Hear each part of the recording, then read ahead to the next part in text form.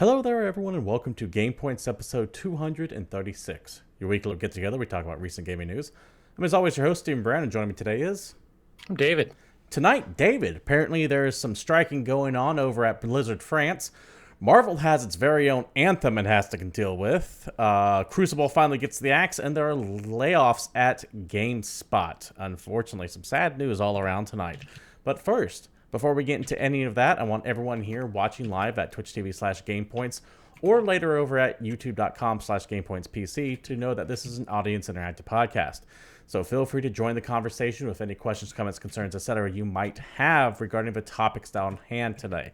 Do try to keep them germane to the topics on hand, but if you want to go off the board, feel free to go off the board. David. We just might not answer you. Yeah, I just might not answer you. Before I get into some of this depressing stuff, I want to ask how is Baldur's Gate 3 treating you? I have noticed you put an obscene amount of time in that game so far for you. I have about 30 hours in BG3. Yeah, the game's not even a week old. And it's also not even done. It's early access. This goes against everything I ever say. Right?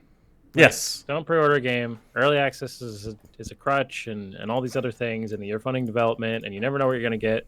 But we trust Larian implicitly. Yeah, I just trust Larian on this one because Divinity Original Sin was delivered in this format, and that game was amazing. Original Sin 2 was delivered in this same format, and that game is one of the best games of the generation. Like, definitively, I don't think there's a lot of people that'll argue that. I guess hardcore old school CRPG fans, but most of them that I know love it anyway. So suck it. And I just wanted to play it, so yeah, I'm playing a lot of it. It was very buggy last week. Had lots of issues, lots of glitches. They've had an army of hot fixes between then and now. It is important to note that when Larian says early access, they actually mean early access. They usually take a year to 18 months. They are very open up front saying, hey, this is going to be buggy as hell. They don't do this as like a stress test for servers or anything like that. They will listen to feedback and they'll go, okay, this didn't work. We'll change it to this. How about now? They actually have one of the more comprehensive and player interactive early access responses I have ever seen. Yep, and also keep in mind that yes, it's early access. It is only the first act of the game. All of the good content, quote unquote, isn't really in it because they found out that most players tend to play good, make good choices, play the hero.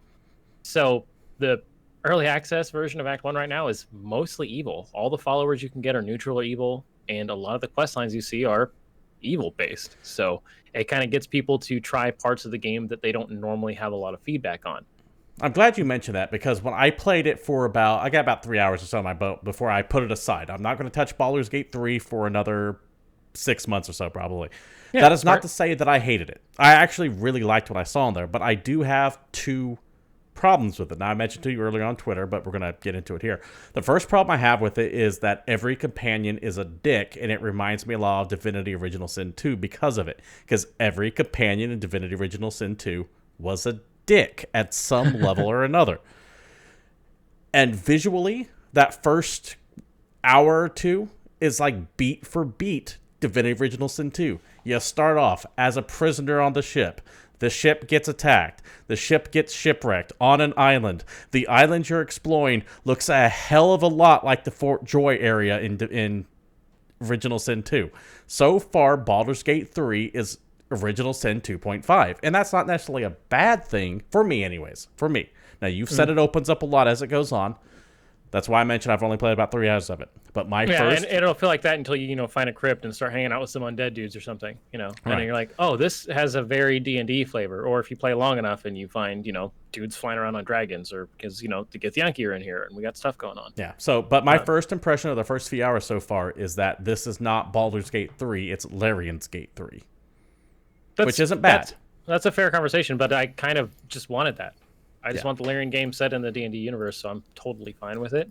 I will also admit I have a general lack of understanding of 5th edition because the last actual edition of D&D that I learned to play was 3.5. 3.5 Yeah. Yes, and Baldur's Gate... stop with like Pathfinder era. Yeah, Baldur's Gate 1 and 2 were second edition to second edition revised. They used THATCO, if you know what THATCO is. So it feels dramatically different to me compared to... Because I played Baldur's Gate 1 and 2. Did you ever play Baldur's Gate 1 and 2? Nope. Okay. So you don't have that reference of comparison, but when I got a hold of it, those games so far, and once again, I want to mention I only have about 3 hours in Baldur's Gate 3, and I also want to say what I have played so far is real goddamn good.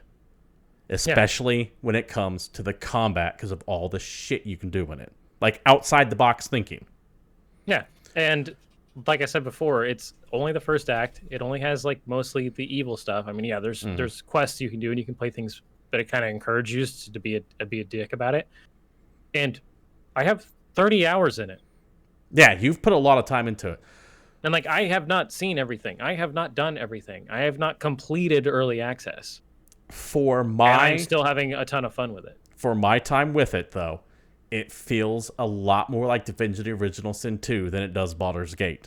And I can see why that might upset some people. And I have heard it voiced online, but they have an early access game that's full price. That's another thing. I have heard that voiced online by more than just myself, but the general consensus also seems to be it's still a great game. Yeah. Even though it's early access, even though it's crazy buggy, even though they're working it, and like I said, the hotfixes are coming fast and furious from their team. Yeah, this is their job for the next 18 months is improving this game, and it's their sole job because they put what was their tactics game they were going to make? They put on hold, like Dungeon Commander or something like that. Oh no, there was a Fallen Divinity Heroes. Fallen Heroes, yes. Yeah, they put that on hold, and I think they put it on hold because this is just me theorizing. But Fallen Heroes looked decently far along, but they're like, we can't focus on this and Baldur's Gate, and we cannot fuck up Baldur's Gate. Yeah, we have to be all hands on deck for this. Because that is... I'm not saying I don't trust Larian, but if you fuck up Baldur's Gate, that is something that stays with you forever. Yeah. You don't get that sent away. It's still, like I said, it's crazy how quick they are with some of the fixes. Like day one, when it came out, multiplayer was legitimately unplayable. Yeah, and they've already fixed it. They've had 3 hot fixes, I believe, and 1 major patch today. Yeah, although the major patch was rolled back already, I think, a couple of hours ago because they had reports of people having save game issues. Okay. Like so it wasn't able to properly load saves. So they're like, no, we're just going to roll it back. We'll come back to it. We'll figure out what's wrong with it. Okay. That's, hey... early access, and as we started this conversation with, early access when it comes to Larian actually does mean early access. And Larian, along with Red Hook Studios, the guys that make Darkest Dungeon, are one of the few companies I actually trust to do early access. When they say, hey, our timetable is 12 to 18 months, it's going to be 12 to 18 months with normal delays as expected. But it's not going to last 3 or 4 years. As a company, they are super vocal with their community. Yes, that is another thing. The feedback is very apparent. They're not trying to hide it. They're not going to just say early access and throw it out there and then just ignore everybody and quietly work on it and say, shut up, play what we gave you. No, you can join their Discord and talk to them. Almost daily since this game has come out. Like from the community. Hey, this is what we're working on right now. This is what we have hammered through. This is what the character creation average looks amongst everyone out there. Larian is really good at communicating, and it is a lesson I hope many other developers take a look at when it comes to their early access plan. Also, keep in mind, like you mentioned with DOS 1 and 2, this is their 3rd go-around for early access. I think DOS 1 and 2 were both Kickstarter and released early access. Yep. Baldur's Gate 3, that's not their first rodeo, so I trust Larian when it comes to their early access stuff. I'm glad that you're having a great time with it. I see you playing all the time. You've got 30 hours in it already, which for you're lucky to put 20 hours in the game for its entire lifetime. Yeah.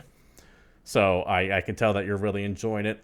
For myself, for my purposes, I played it, went, I like this. I'll revisit it in 6 months.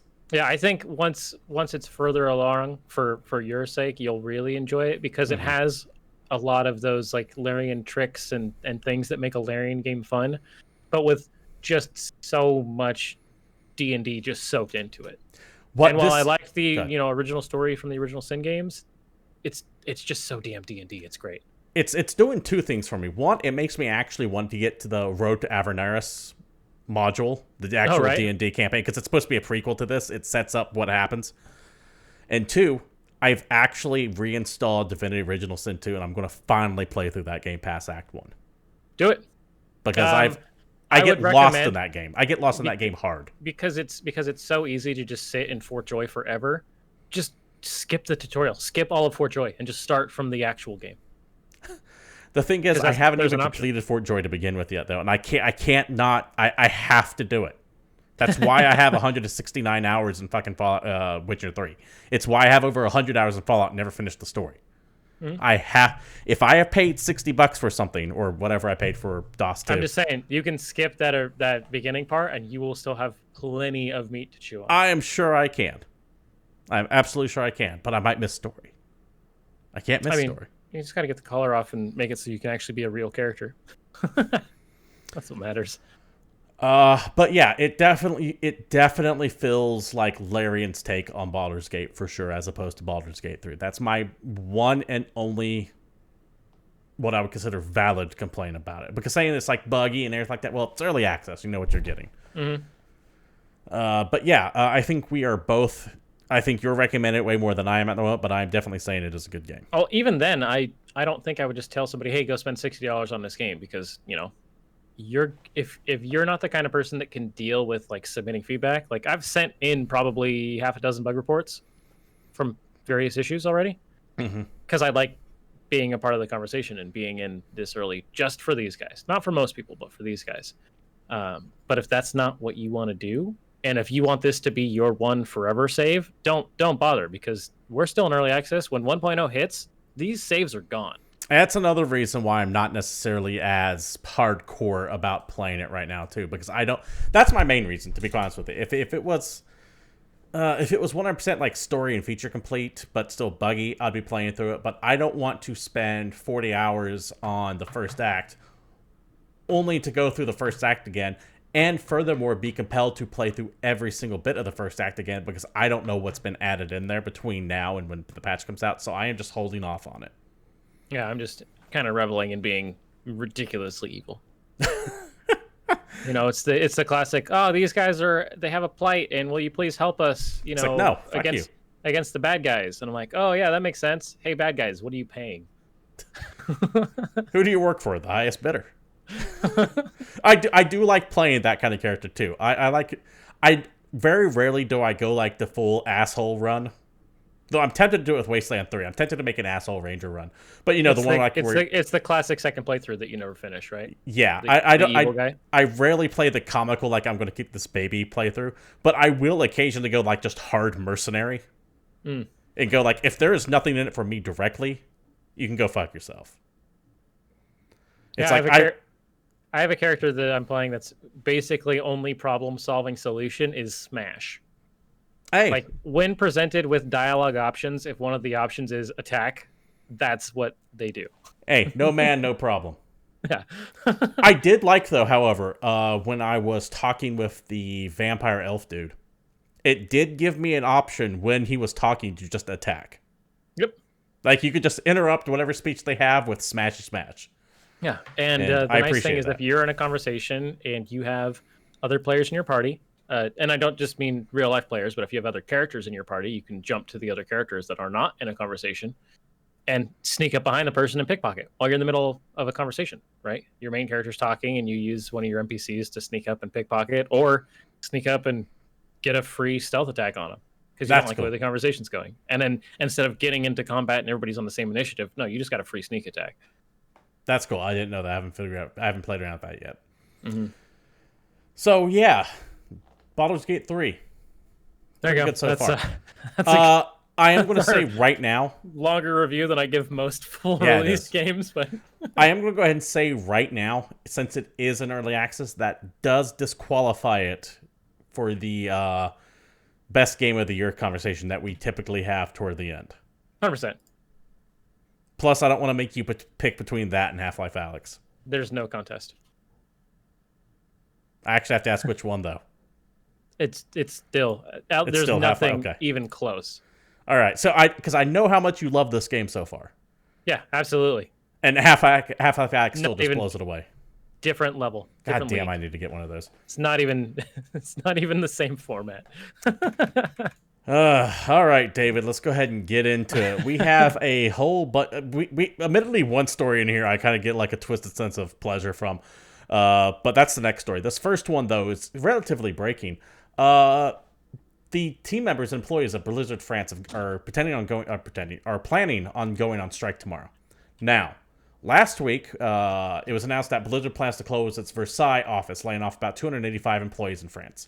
Bloomberg reported that the company originally planned to relocate half of them to their office in London, but that plan was blown all to hell when coronavirus and Brexit happened. So they essentially decided to just close the entire office completely. Those 285 employees are apparently upset. Some employees have moved to other offices, but they also closed the office in The Hague, which was like the next closest place. Okay. And Versailles already had 134 positions eliminated, the 400 there. So you have this studio that went from, hey, we're closing down this office, but we're going to move half of you to London, and the other half might be able to go to the office in The Hague. They can no longer go to the London office because of the virus and Brexit. The Hague got whacked off on layoffs themselves. So now, after about, I believe, a year or so of trying to figure out what to do with this studio, this office here, which I believe the Versailles office, by the way, Blizzard France, I believe was mainly responsible for localization. They weren't a development house in the traditional sense. They were more of a gateway for translation into the rest of Europe. I believe. Could be wrong on that. They just finally went, okay, we just got to lay you all off. Now, it sucks. It does. In France, apparently, there's a legally mandated period where you have to give people who are laid off compensation packages. So that is extending how long they're working right now, because until those negotiations are done, they still have a job. But tomorrow, October 14th, the staff members at Blizzard France are going to go on strike. Apparently, the entire office is going on strike. Let me read you what their message is. I'll be reading this roughly in its entirety, by the way.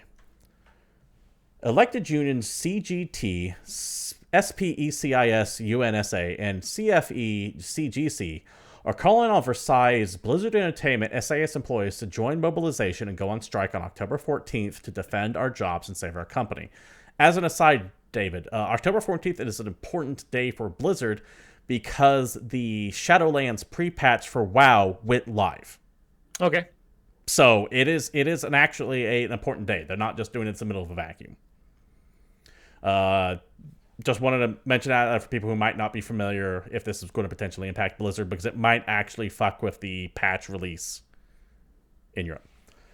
As you know, after repeatedly denying closing plans before both the employees and the French administration, the management just announced their will to execute a clearly long-thought plan to stop all activities in France, cutting 285 jobs. This comes as a shock for employees who were not expecting that announcement. In 15 years, many of us left their homes from across Europe and beyond to join the company. People truly invested in their whole lives in Blizzard's success. Some of us as much as 30 years seniority and will face great difficulties in finding a new job due to very little training and anticipation from the company. This is made even worse by a serious lack of measures of a directions project to address those points. In these times of COVID crisis, it is inconceivable to send 285 people on an employee market in turmoil. In less than 2 years, the management cut 133 jobs in 2019 with the Indigo plan, which was canceled in court, as demanded by your representatives, and then tried in March 2020 to cut even more jobs with Project Gemini, but had to give up.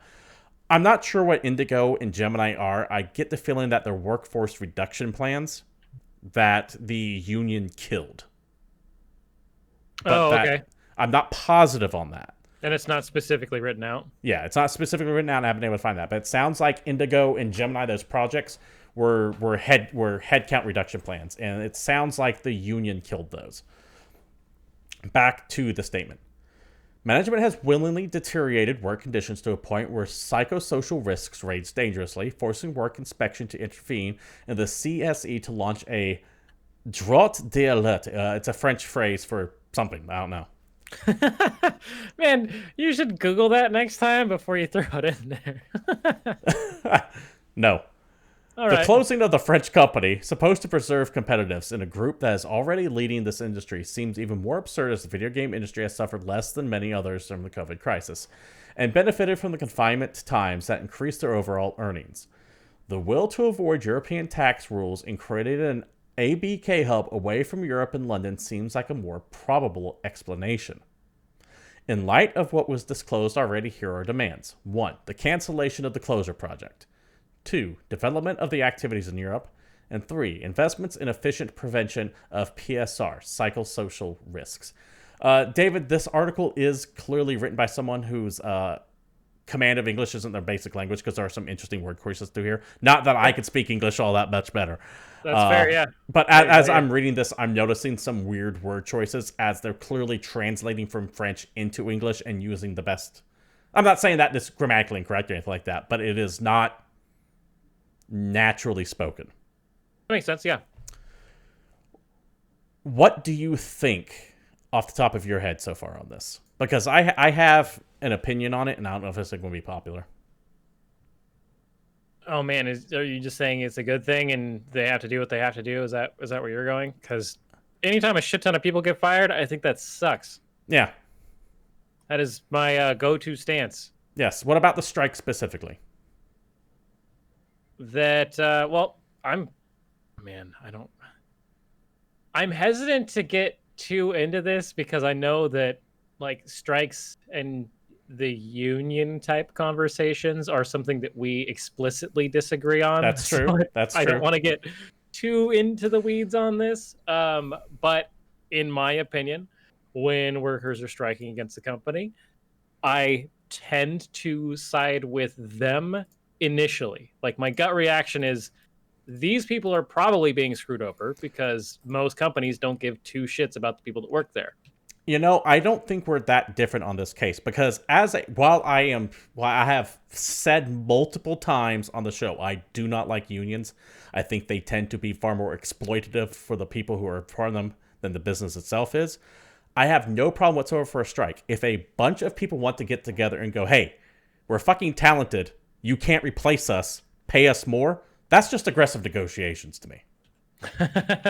But I don't even mean to make like a Star Wars part. You do have a point where there is a point where you're like, okay, yeah, no, that one still tracks. Yeah. So it's like, no, if you want more money and you know that you can't be replaced and that you are valuable to the company, you can demand what you feel like you're worth.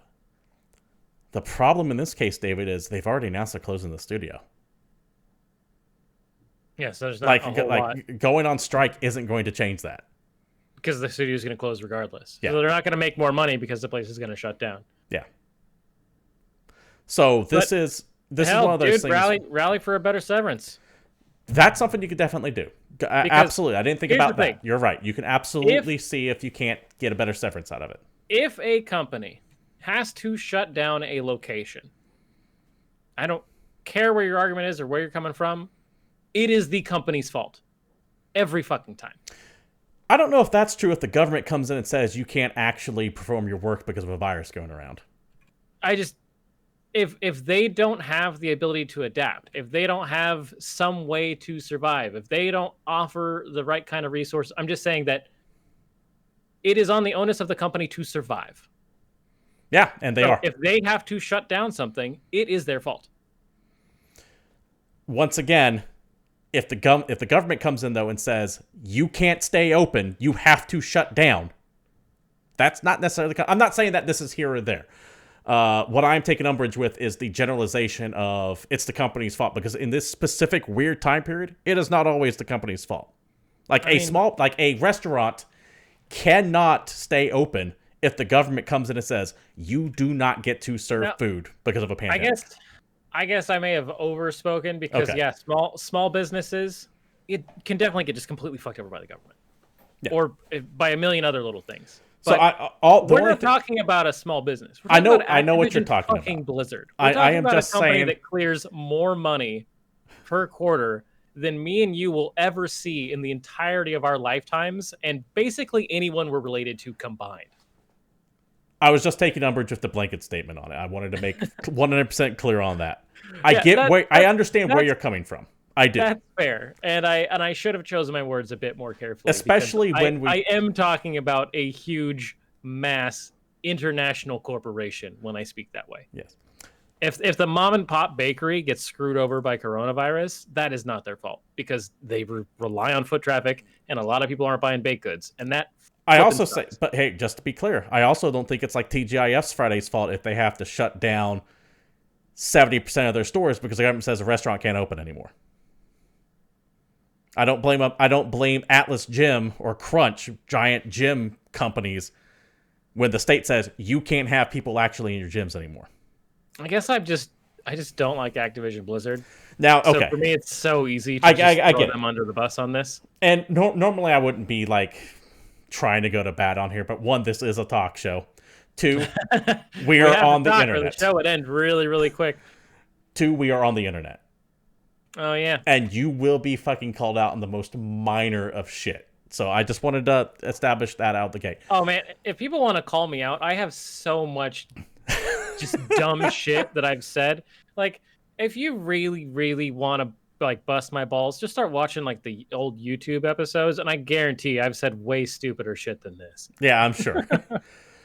I do want to say, however, in this case, remember when the voice actors went on strike? Yes. And we kind of said, acting's important, performance matters. You can also be replaced by people on the street, and that's exactly what they did with Grand Theft Auto 5. Mm-hmm. That's my stance on strikes. Strikes are great if you can back them up with actual power. And that's why we got into the union argument in the first place, because a strike that's formed via a union that has like workplace like safeties to guarantee the employment of their people in the union. Those strikes work a little bit better because they have more power than just a bunch of employees. The point I'm making out here, though, is when your studio is already closing and they have already essentially de facto fired you. Strike's not gonna do a lot. You don't have. What are you going to do? Threaten to leave early? Yeah. Now, you mentioned something. I'm not going to clean out my desk or help you guys move all the computers to the dumpster or whatever. You did mention something early. In France, they are going through forced layoff compensation, which means the studio is going to have to stay open until that gets done through. What they can do is say, hey, do you want to get another month and a half to 2 months of work out of us? Let's talk about the compensation package. Or I could just stay home. That actually you can leverage into some power. How much is 2 to 3 months of 285 employees worth to you? And once again, or something I didn't necessarily bring up, but you can, if you did the math, you can figure out it's the entire studio that's closing. Mm-hmm. So there's no like, oh, we're going to reduce headcount down by 10 or 20 or 30 or 40% or 80%. No, it's everyone is gone. That's happening. And I don't think there's a way around that. They're not going to suddenly decide. Like the third point on that was, I foolishly closed it. Like the second or third point on, or maybe it was the first. Oh, the first point, cancellation of the closure project. That's not happening. Because you don't have any, there's no bargaining tool they have.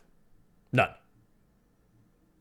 I can't think of, they can't go, we're going to go on strike and keep people from crossing the picket line and you're not going to get this project done.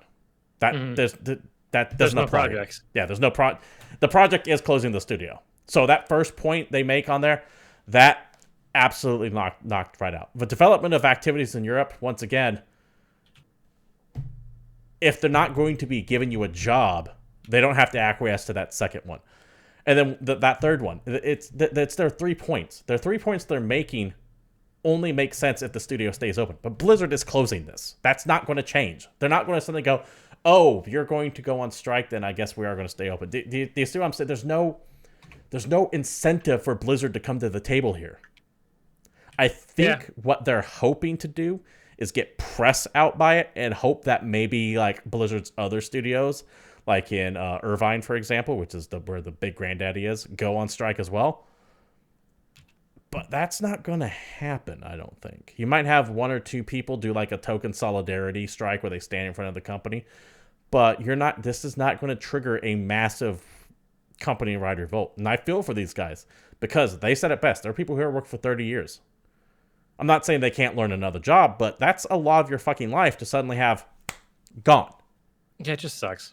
And it's during a really, really rough fucking time period right now. I don't say right before the holidays because we had instances of people getting fired like literally the week before Christmas. But it is right at that time where people start planning out, I I won't want to say vacations and trips to family because of all the other shit that's going on right now. I mean, at this point, you could say like planning on cashing out vacation or there's a lot of monetary expenses being ramped up at this time, like from once the fall season hits. So I feel for these guys, but I think it's one of those things where it's just like, okay, you're going on strike. Good luck. I don't. It feels like a waste of time, in my opinion, in this case. And I hope they may be able to get some more compensation packages. But honestly, Blizzard has no incentive to do so. They can just go, okay, bye. Yeah, Blizzard sucks. Just from a realistic standpoint. And I don't want to sound like I'm dismissing or anything like that. I want to make that 100% perfectly clear. We have done the union thing conversation, but I do agree that striking is a useful tool that employees have. I think that if you can muscle, if you can throw around your muscle and go, no, this shit doesn't get done without us. Awesome. Don't treat your employer like your friend. Take them for fucking everything they can. Yeah. Because they're going to do the same to you. Basically. I think we need to have a more antagonistic point of view when it comes to our dealings with corporations, but I don't think collectivism is the way to do it. That is a conversation that I think might be over both of our heads, but I don't want to say it's over. I think we can actually have this conversation, but it's definitely out of the purview of this show. Yeah. And technically, we do have more news. We're both smart people. We can get into this if we wanted to, but I think that we have done that. But either way, regardless of what your stance on is, best wishes to those 285 employees who are facing layoffs in Blizzard France. I sincerely hope you guys find something very, very soon. David feels the same. And yeah, much love to everyone that was let go. We hope you bounce back. And as always, anytime we mention Blizzard, we must also say, fuck Blizzard, free Hong Kong. Xi Jinping looks like Winnie the Pooh. Yeah. It's in our bylaws. As an aside, you know that are we a fraternity? You know that Genshin Impact or whatever that everyone's playing right now that's doing really fucking well? Censors Taiwan and Hong Kong. Yeah, I stopped playing. Yeah, thank you. I'm glad. I wasn't going to say anything because, hey, if you want to play something, play it. But that was enough to kind of make me go, I'm not mentioning this game. Because there was a story about how much it made, and I went, nope, I'm not reading that. I'm just going to talk about how they censored fucking Taiwan and shit. Yeah, no, I am absolutely one of the people that I started it to kind of make fun of it and just see, is it a total Breath of the Wild clone? And I was like, oh, I guess, it's a little interesting. And then I read that, and then I just bounced off. Yeah, I'm done. David. Oh, well. I'm only going to get 6 hours of my time anyway. I can't stick with that kind of video game for very long. I want to talk about Marvel's Anthem. I'm sorry, Marvel's The Avenger. Full credit to this. Dude, I don't know if that was a planned slip or an actual slip, but that was fucking glorious. It is planned. Full credit to this article goes to Paul Tassi of Forbes. Paul Tassi is essentially Forbes' live service as a games guy. He's mainly the Destiny 2 beat, but he does Is that Division the guy 2. you don't like? No, I like everyone at Forbes. Okay, cool. Because I use Forbes a lot when I'm looking for... Yeah, no, Eric Kane and Paul Tassi are the two names that come to mind specifically off of Forbes. I don't know if Eric Kane's still there, but I know Paul Tassi. Sure he is, but I think he does a lot more media stuff. But I thought one of the Forbes guys you didn't like for some reason. But there's a bunch of people you don't like because, I was going to say, I hate so many people, and that comes and goes. And one of them could have pissed me off sometime in the past. Schreier's currently on my shit list, but that's another conversation we'll get into. So I'm gonna read from Paul Tassi of Forbes article here. Cool. Let's get into it. Avengers is currently in limbo, with Crystal Dynamics seemingly pushing back a number of its roadmap objectives while simultaneously trying to fix what is currently ails the game: loot, and more loot. Since players don't know when fixes are coming, interest in the game appears to be tapering off at an increased pace, and that started to come with a few noticeable issues for players that remain. Does the above paragraph sound familiar? Well, you might remember it from an article I wrote back in 2019, except I replaced Crystal Dynamics with BioWare in Avengers with Anthem. And I went and looked back at the old article. He literally did that. He just took the first paragraph of his Anthem article and put it in here and changed the names. Oh, man. What a legend. The Avengers is starting to dip below 1,000 players on Steam. By the way, I looked this up. For comparison, David, more people were playing Deus Ex Human Revolution, which is what one of Crystal Dynamics and Eidos Montreal's earlier games was, than are playing Avengers right now. And that was a single-player based game. I always use this as the benchmark, though, is keep in mind that No Man's Sky, after a huge initial group of players, dropped to less than 1,000, within 2 weeks of its release. And that is what got that game to be declared dead. Yes. Like that was the magic number. Less than 1,000 people, that game was over. And it certainly seems to be a problem right now. Back to the article. Avengers is now starting to dip below 1,000 players on Steam, causing similar issues to what we saw with Anthem back in the day, and that's becoming hard for players to find each other for matchmaking activities in a game that is fundamentally all match-made activities. On PC especially, where the player base is so low, this problem gets more pronounced when you have something like 50 different war table missions available on a given day, so finding a team is increasingly difficult. It also does not help that the game mandates that all 4 players be a different hero, extending matchmaking times further. Oof. On PC, some players are reporting sitting around 30 minutes or so for matches, if they ever find them. On the PlayStation 4, which is the largest platform, I found that usually even with eminently important missions like the daily resetting villain sectors, it is rare to go in with a full team of 4, and usually 1 or 2 players end up being an AI fill-in. That's crazy. This game is not only fucked more than Anthem, but it's more forgettable than Anthem. And that's the bigger problem.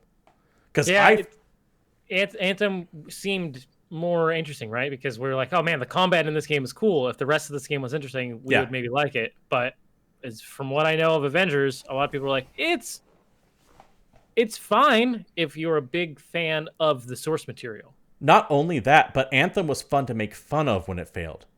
Mm-hmm. Anthem is just forgettable. Do you know what Avengers? Do you see how forgettable it is? Avengers is just forgettable. Do you know how long ago this game came out?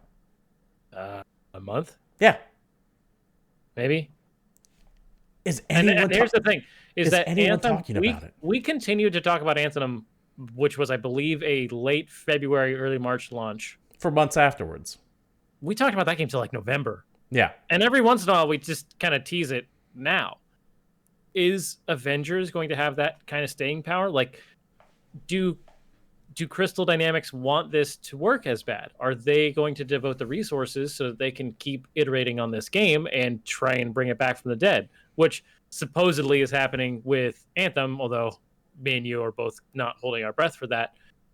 There's always a chance, because once again, to bring it back to No Man's Sky, sometimes a year or two will make a difference and your game will find an audience.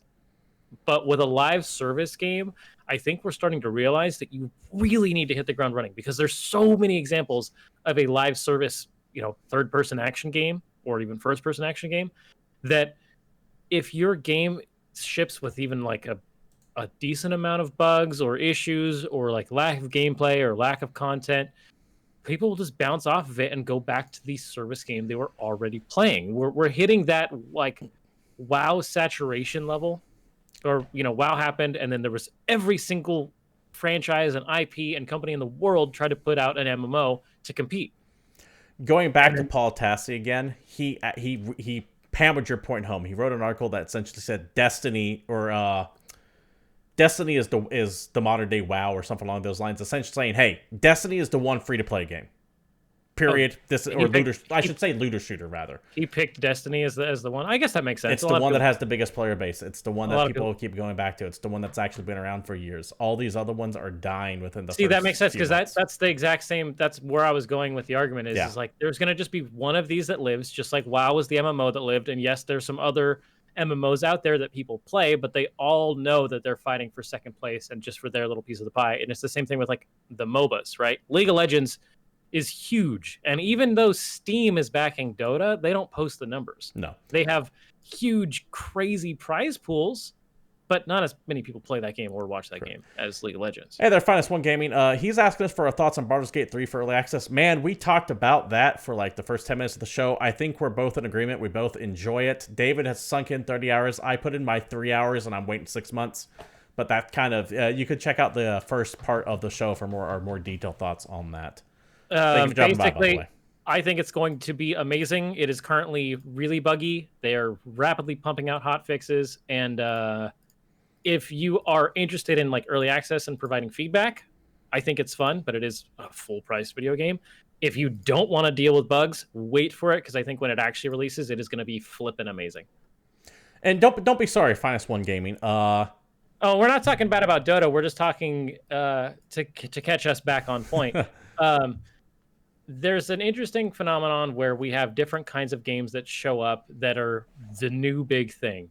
So, you have MOBAs, you have MMOs, you have, we're talking about looter shooters with Anthem and Avengers and Destiny. And I'm even thinking we can just put Battle Royales in that pile now, too. Yeah.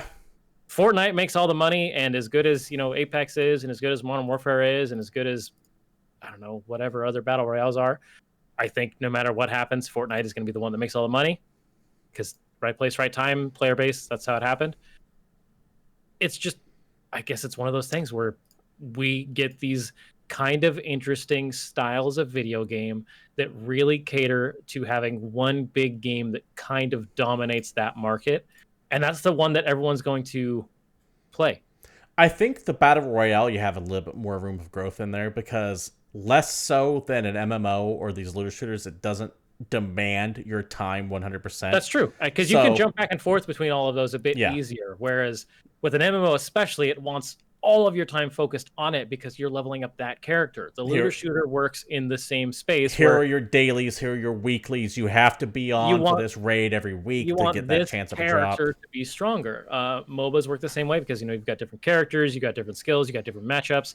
If you try and go from being like a hardcore Dota player to being a hardcore League player, you can probably make the switch. But if you have hours and hours and hours of experience using these characters versus these characters and the way the jungle works and the way the laning works, it can be hard to make the switch. So you're probably just going to stick with the one you play more. Right. And in the unfortunate case for Anthem and Avengers and all these other guys, I guess that makes sense that it's Destiny. I didn't actually think of that when we were first talking about it, but now that you've said it, or rather Paul Tassi said it. Yeah, it's just funny. He made the exact argument that you're making right now, that there's only... I can't remember if the article came right before or after. He actually, writes for a legitimate publication, so he made it even better than I did, because he had an answer to it right there. Oh yeah, it's Destiny. Destiny's the number. I had no flipping idea. I was like, Division? Do people play that?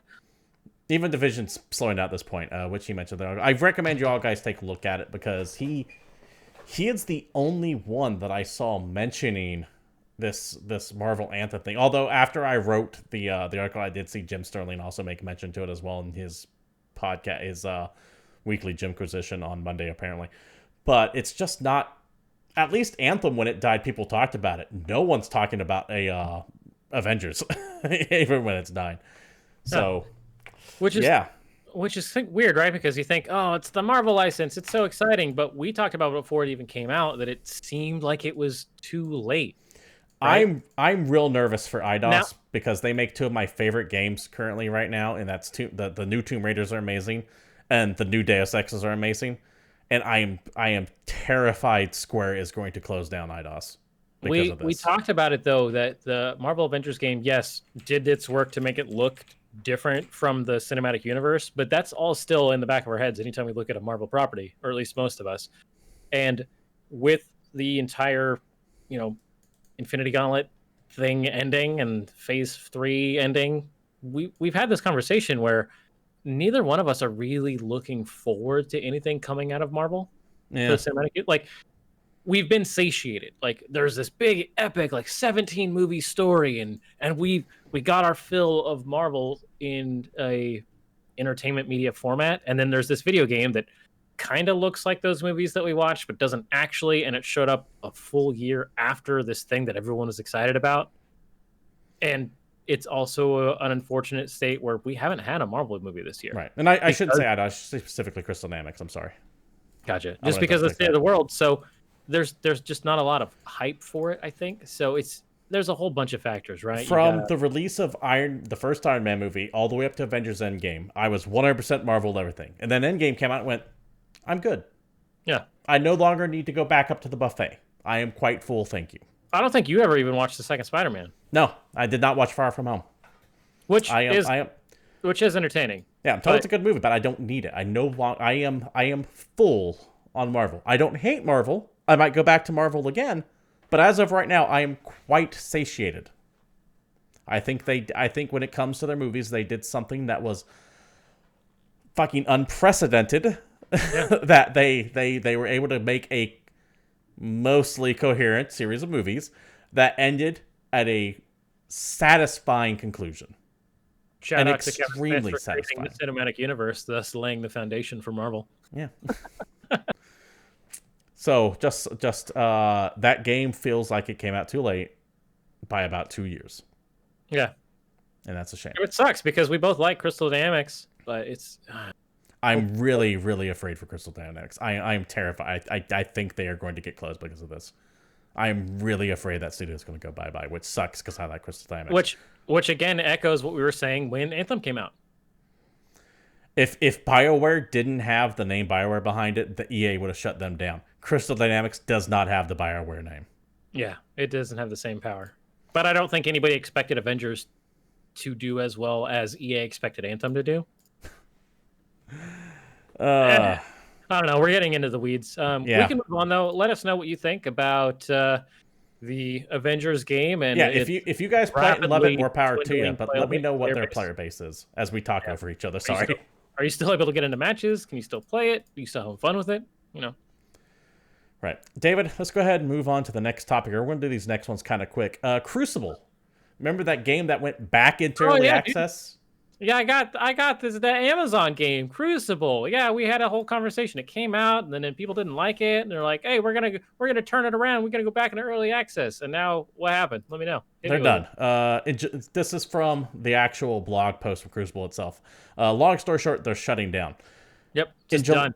In July, we moved Crucible into closed beta. We made a list of features we felt would enhance the player experience, which we shared publicly on our roadmap with the expectation of custom games, which we expect to ship in the coming days. We completed them all. With those features shipped, our next step was to evaluate the feedback we've heard from you and paired with data we've collected to determine our path forward. This is probably the most real statement I've ever seen any company give, by the way, so props to Amazon for this. The evaluation led us to a difficult decision. We will be discontinuing development on Crucible. Just done. Sorry, this video game no longer exists. All that feedback you got from us, yeah, it told us that we're going to discontinue development on it. We can't. Ultimately, we didn't see a healthy, sustainable future ahead for Crucible. There will be transitioning our team to focus on New World, a good game, by the way, so far. I've actually liked what I played from New World, and other upcoming projects in Amazon games. In a full kudos to the developer, they are offering full refunds for any purchases made in Crucible. So that's cool. Any money that you spent on that game, you're getting it back. Damn near unprecedented.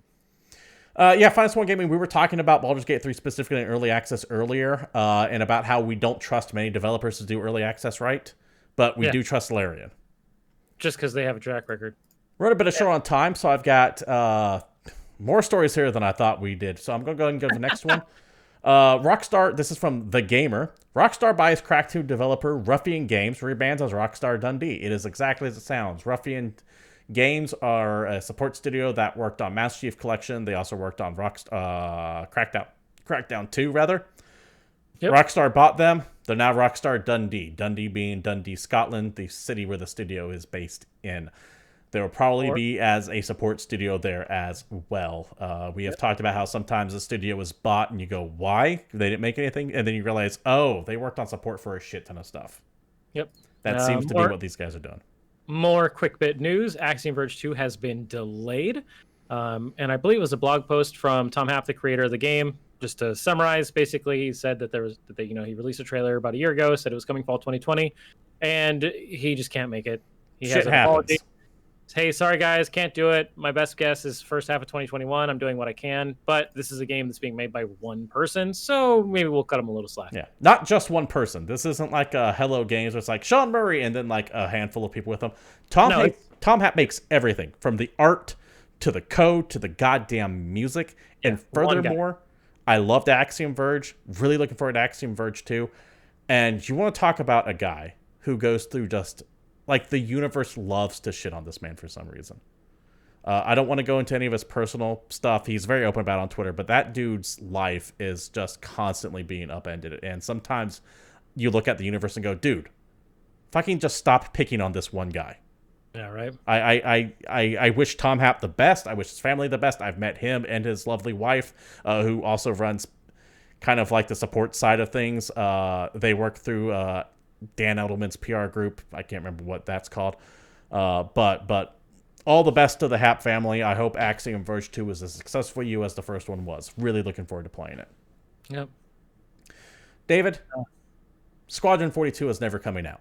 Hell no, not a chance. That's like the long and the short that I have to say on it. Chris Roberts essentially was talking about Squadron 42, the single player add-on, I guess, to Star Citizen, a game that's also never coming out. And he essentially said, hey, I don't have a date for you anymore.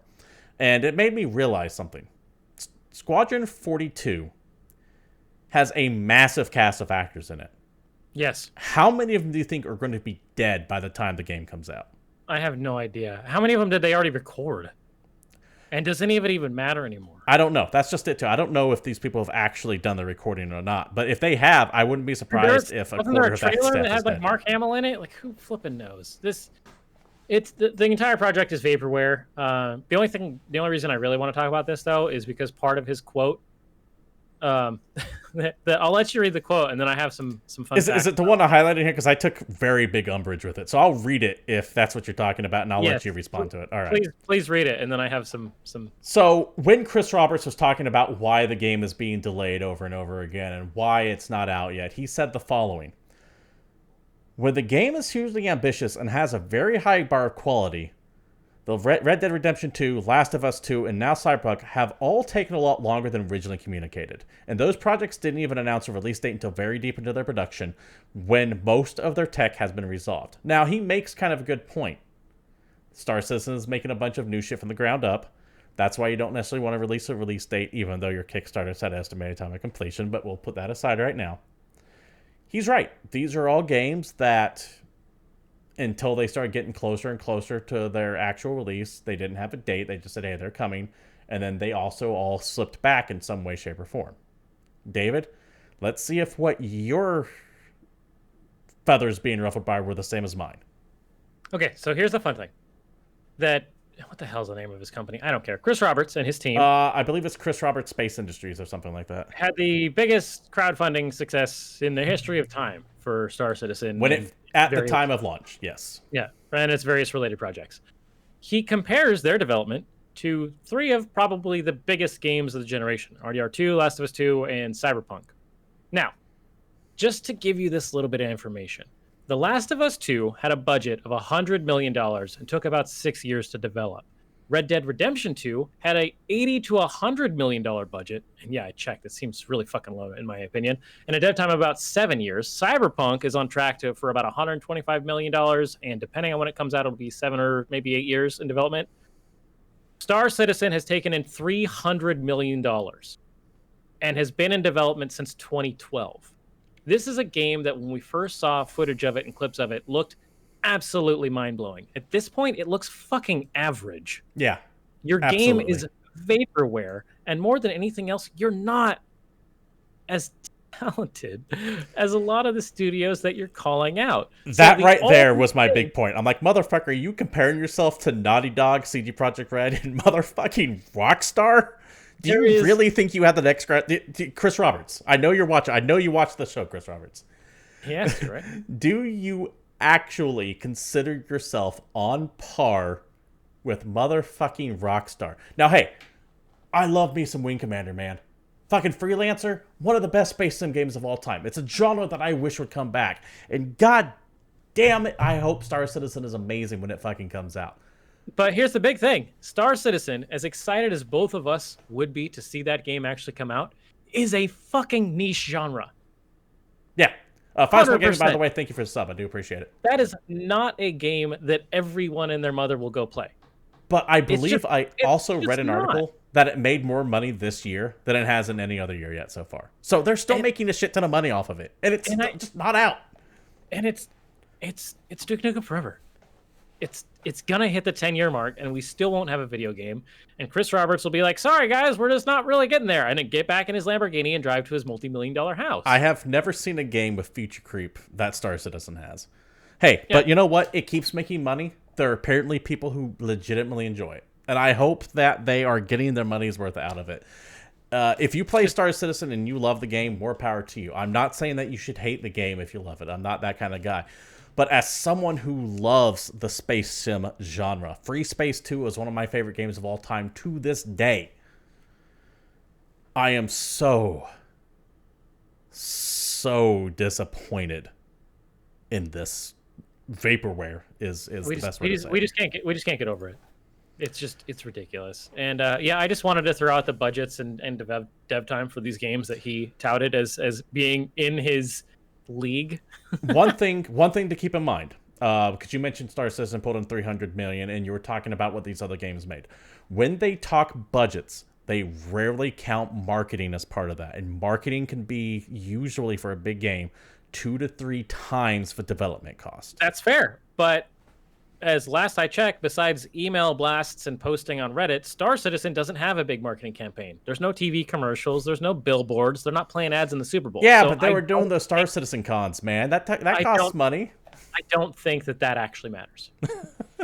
I could be wrong, but I don't. It's a drop in the bucket compared to what they put in as far as exactly. marketing games go. In the grand scheme of it, it's a problem of, yes, feature creep, but I also think it has to be a problem of a team that grew a bit too large and doesn't have clear enough direction.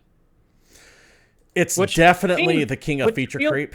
Which feels mean to say, but it's at some point you guys have to put a fucking stamp on it and say, this is the game we're trying to make, and then make that game and stop adding to it. And I remember you had a heart-crushing revelation, I think, what was it, a year ago, when the System Shock remaster had this issue where they realized during their dev process that they were making a game that wasn't what they had initially announced and what they were trying to make, because they kept trying to add things. And they said, hey, you know what? We're stopping it and we're going back to the game that we told you we were going to make. And my problem is that it almost seems like this is what they should be doing, is just stop adding things and just make the game they told us they were going to make. But can they, after 8 years, say, okay, we need to take a step back, because that will piss off millions of people. Thank you, Finest One Gaming. 12 million people. 12 million supporters. Now, keep in mind, that's people who have paid money into this over the course of 8 years. I personally know someone who kickstarted back when it first was announced. Yeah, and he keeps forgetting that he did it. I have to remind him all the time of it. I know someone who threw down the money so that they could get into a capital ship, with the idea being that, once the game came out, everybody just gets like a little fighter or something, and we all dock in his capital ship, and that's how we play the game. And it sounded like tons of fun. But every day that goes by, I think it's less and less likely that that's going to happen.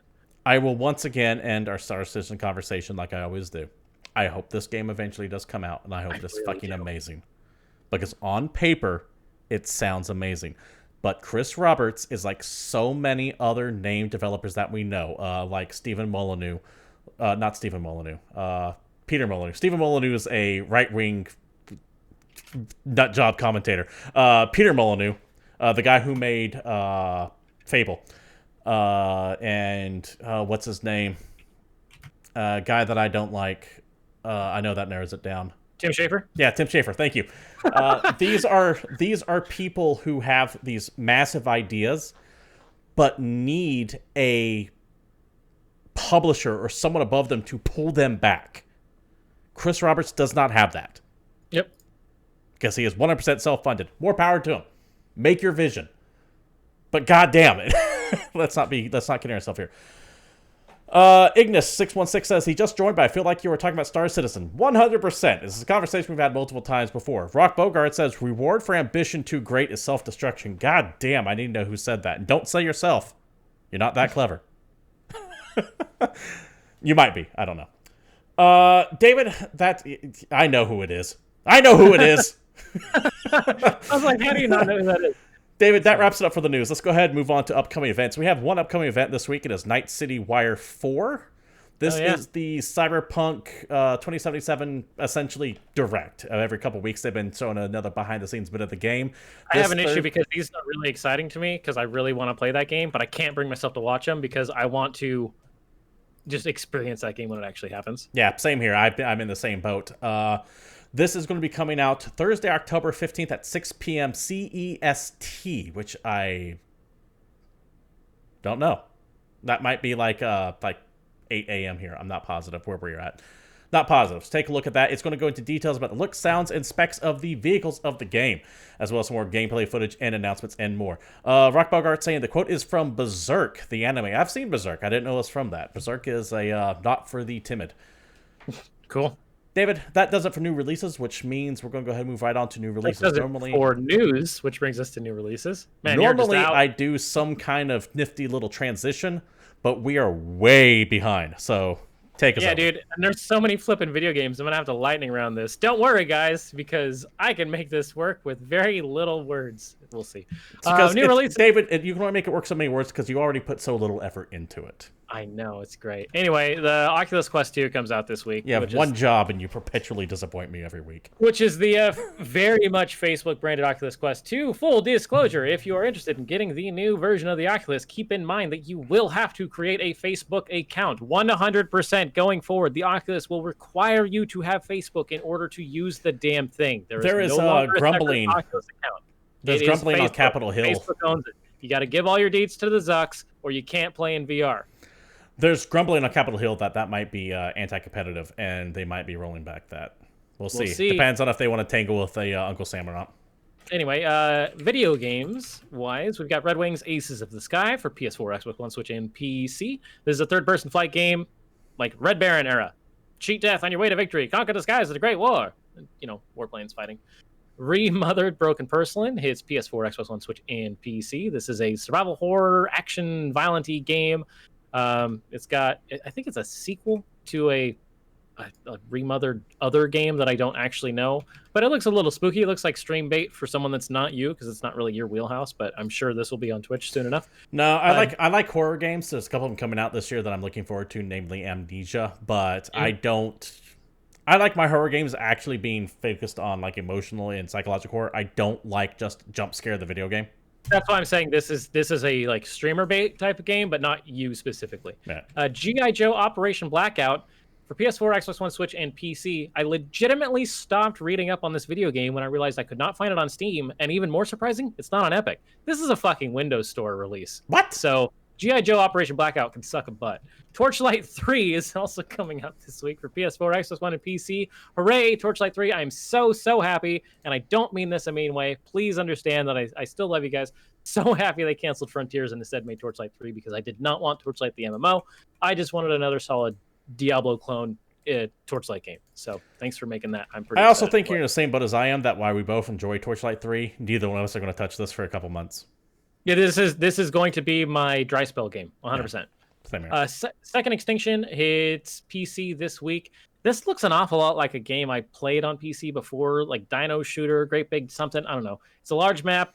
It's PvP. It's got dinosaurs. It's got big guns. Friends are solo. You face an ever-changing threat level. Second Extinction is an online FPS with bite. So you fight dinosaurs with your friends. I feel like there's a game that I've played that's this exact thing. Werewolf the Apocalypse has a video game called Heart of the Forest out for PC this week. It is a kind of digital version of the tabletop of the same name.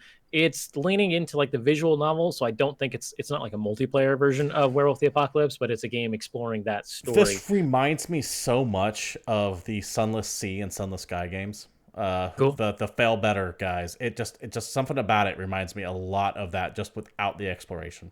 Interesting. Something that you probably will play this week. Partisans 1941 hits PC this week. This is real-time strategy stealth World War II tactics game. This is essentially this is Commandos 3 essentially. From looking, I'm really excited to get all this. World War II is an army commander behind enemy lines. You gather a group of partisans to wage guerrilla warfare against the German occupants. So there you go. Have fun. Cook Serve Delicious 3. I hate the way this game is spelled because it's got an exclamation mark and then a 3 with a question mark and then an exclamation mark, which is stupid. Name your games better. Out this week on Xbox One and Switch. This is a casual food management game. Looks like fun if you're into that kind of thing. Vigil Longest Night hits Switch and PC. Action RPG Metroidvania. Play as Layla, a member of the Vigilant Order, and uncover the truth behind the Eternal Darkness. It looks like a Metroidvania, and those games are fun, so take a look at that if you're into those. Raji, an Ancient Epic, hits PS4, Xbox One, and PC. This is a third-person action-adventure, story-rich adventure game. Set in ancient India, a young girl named Raji has been chosen by the gods to stand against the demonic invasion of the human realm. It's kind of got a third-person, like, over-the-shoulder cam view as an action-adventure game. Okay. So Space Crew is the sequel to Bomber Crew, if you remember that game. Out this week on PS4, Xbox One, Switch, and PC. Yeah, and Mac. It's the multiplayer one where everyone kind of picks like a position. Like you have your pilot and you have your gunner, and you're running around trying to put out fire and stuff. It reminds me a lot of there's a board game called Red November or something like that, where you're a bunch of doors on a submarine trying to fix everything going wrong. It reminds me of that. Anyway, this game looks cool. Bomber Crew was a pretty cool game, so now you got a sequel set in space. Age of Empires 3 Definitive Edition. I don't think I need to talk about that. I swore this came out a year ago. I think if you know what this is, you're either interested or not. If you don't know what this is, I doubt you care. A very, very venerable RTS. Yeah, people flip and love that game. But if you're not aware of it at all, I don't. Even if it's like Definitive Edition, I don't know if you're going to play it anyway. The Signifier is out for PC. This is a first-person violent horror game, psychological thriller. So maybe this is more your survival horror. Yeah, genre. I have a chance to stream this dialogue and puzzle solving, and you're trying to solve a mystery while also being spooked. Less of the jump scares, more of the figuring your shit out. Jackbox Party Pack 7 hits this week, PS4, Xbox One, Switch, and PC. As a general rule, I will buy any Jackbox game as soon as it comes out. The only issue is at this point in time, at this specific instance in humanity's history, I have no opportunity to play Jackbox because I don't see people anymore, which is a real bummer because I flip and love all these games. If you have no idea what it is, it's a party game. Play it with friends. A Monster Truck Championship hits PS4 and PC. This is a racing sim with big old trucks. Supposedly the first monster truck simulation. So less of the arcadey monster truck games of the past, and more. I guess they're trying to make a sim monster truck game. You know, okay. This is their thing. Customizable trucks, different arenas. There's leagues. There's a whole championship, local and online, all that fun stuff. This is the Zodiac speaking, Switch and PC, action-adventure, story-driven first-person mystery thriller / horror game. This I am down to play. I really do want to play this. Based on facts from the world-famous story of the Zodiac. So, have fun with that. Mario Kart Live. You know, as an aside, in my younger days, when I was even somehow more arrogant than I am now, I actually thought myself clever enough to figure out the Zodiac letters. And I spent a good, 4 months trying to decrypt them. Man, I was like, I could fucking do this. I sat down. Anyway, Mario Kart Live Home Circuit, we've talked about before, is coming out this week on Switch. This is the real-world Mario Kart racing game where you buy it and you get little remote control cars that you control with your Switch and you drive it around your house, but you're still playing Mario Kart. Yeah. Kind of an interesting concept, but we've had Toys to Life before, and I'm worried that this is going to go the way of those, but Nintendo's no, it's Nintendo. Nintendo fucking knows how to market this shit. Yep. Crown Trick hits Switch and PC. This game, I think, looks pretty cool. It's a turn-based roguelike, 2D, very stylish. You're in a labyrinth that moves as you move, where mastering animals is key to defeating enemies and uncovering the mysteries of the underground world. The only issue I have with jumping into a new roguelike is I've been playing Hades, and so it's going to be really hard for me to go back really, really good. Anything else. This is being published by Team 17 and was developed by Next Studios. If you've heard of those guys, they make a few different little games that aren't too bad. I know Team 17 publishes Worms. Yes, that is a thing they do, among others. It's the only thing I can think of. Aquanox Deep Descent hits PC. This is a first-person flight vehicle combat game. We left the surface of Earth in ruins, abandoned it, and populated the oceans. The sea is our new home. We call it Aqua. You pilot customized underwater fighter ships and explore a deep-sea dystopia torn by the struggle for resources and survival. Enter the unforgiving world of Aquanox Deep Descent. I appreciate it when people name something after what it is. Because this is published by THQ Nordic, and, I like bringing those guys up. I think that they're the best of the middle-tier developers. So I didn't know this was a THQ Nordic game, which makes sense, though, because Aquanox is a long dormant franchise. Yep, there you go. And so last, and in my opinion least, sorry guys that love hockey, NHL 21 hits this week for PS4 and Xbox One. It's the new one. I'm sorry, I have trouble getting excited for sports games because if we just look up the same new releases I did about a year ago, I probably already summed this game up. It's just this one has a different number at the end. There was, I can't remember, man, I don't want to fuck this up if it's not it, but I want to say it was the Switch port of NHL 2021, or maybe it was the Switch port of FIFA, when IGN essentially just gave it a 2 out of 10, and they went, Here's last year's review of it, because it's the exact same goddamn game, and EA has no idea how to port it. That just happened. That was a 2021 title, I think. I think that was FIFA 2021 on Switch. Was it FIFA? Yeah, okay. I think so. And they literally posted their old review because it's legitimately the exact same game with some roster changes. Yeah, I thought that was a good move on the UK branch. The joke I almost continually make about sports games actually happened. David, so ridiculous. That does it for new releases, which means that does it for the show as well. This has been GamePoints episode 236, and thank you all very much for showing up. If you like what you see here, we do stream every Tuesday at 8 p.m. Pacific Standard Time right here at twitch.tv/GamePoints, but you can also catch old episodes of the show over at youtube.com/GamePointsPC. You can follow the show over on Twitter at GamePointsPC, myself, Stephen Brown at CapitalistPig21, and David there over at palshife_Satori.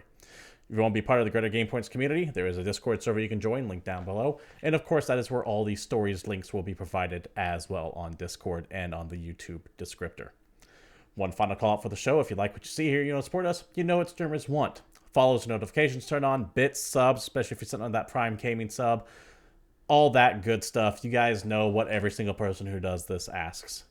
I'll be back tomorrow with random streaming of the games throughout the week, and then once again Tuesday for the next episode of GamePoints. But until then, take care. Y'all stay safe. We're out of here.